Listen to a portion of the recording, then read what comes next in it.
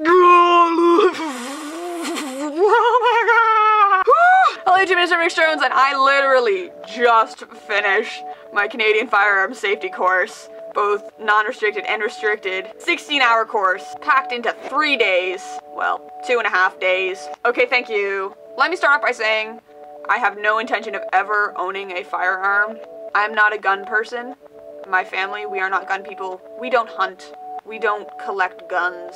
So this video is going to be about firearm safety. Doesn't that sound exciting? Actually, yeah, it is pretty exciting. First reason it's exciting, I'm the one doing it. Anyway, my hair looks disgusting today. I realized that. I literally just got home from my restricted exam and I was like, I'm gonna film a video about gun safety because that's what we do.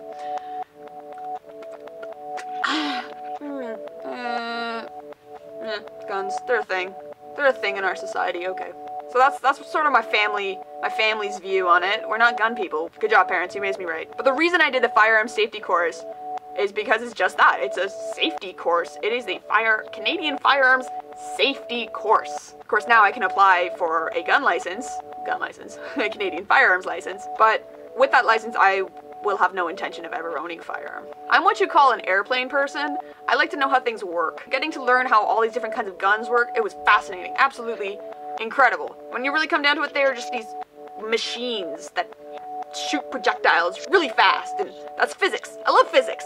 Awesome. Safety. I mean, I encourage everyone to take this course. You get to actually handle firearms.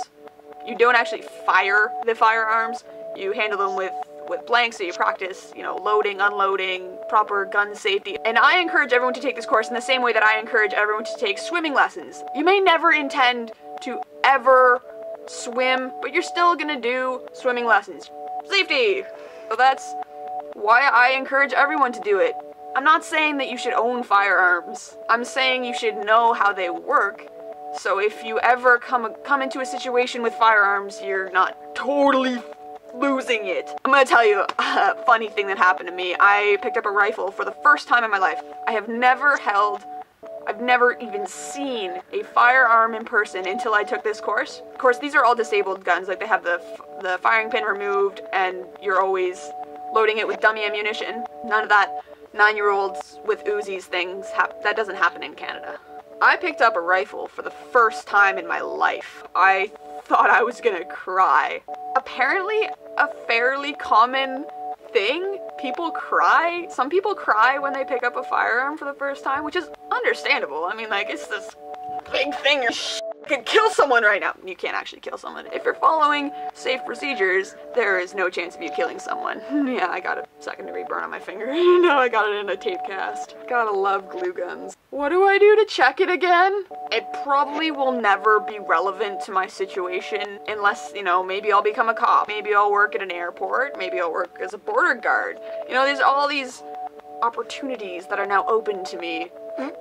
I want to fire a Desert Eagle. If you do it properly, it's completely safe. So now I know how to do all that properly and safely. Hopefully with this knowledge, I will be one less person to have a potential firearms accident. Find a firearm safety course in your country because it's worth learning, even if you have no intention of ever touching a firearm ever again after the course. It was a good experience. It was a really good experience, and I wanted to share my good experience with you all. It was really expensive. It was like $300. Totally worth it. So like, favorite, subscribe, share this video to promote proper, safe handling of firearms. Of course, I will point out that I am a Nerf enthusiast. I very much so enjoy Nerf guns. That is the furthest extent of my love of guns. I'm indifferent. If guns were not in this world, I'd be okay with that.